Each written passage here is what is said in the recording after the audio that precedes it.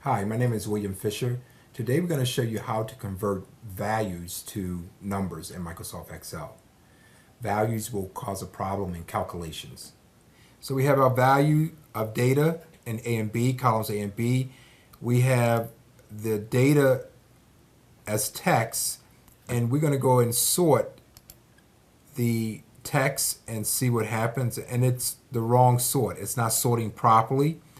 So we're going to try to fix that by selecting our little arrow button here, and it will show you the error message and saying that it's text and we need to convert it to number or any other format. We're going to go to convert number and we select that and convert it. We're going to go back and do the sort again, smallest to largest, and it sorted properly.